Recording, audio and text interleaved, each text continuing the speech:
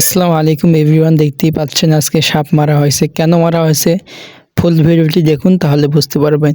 তো আমাদের চাচা আজকে গেছিল আমাদের খেতে মাছ মারতে, ঠিক আছে, পানির মৌসুম, এই জন্য মাছ মারতে যাওয়ার পরে জালের মধ্যে কতগুলো মাছ আটকে গিয়েছে।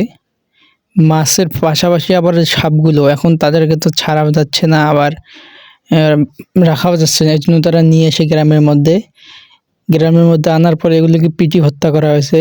কিন্তু কাজটা ঠিক হয়নি, তারা বুঝতে পারেনি, আমি পরে বলছি তাদেরকে। তো সাপগুলো এখনও জীবিত নড়তে আছে, দেখেন ওই যে ড্যাগের মধ্যেও আছে। মাছ মারছে, কি কিরকম মাছ পেলো ফুল ভিডিওটি দেখুন বুঝতে পারবেন। মাছ মেরেছে। তাহলে ইনশাল্লাহ চলুন সামনের ভিডিওতে দেখা যাক কি আছে।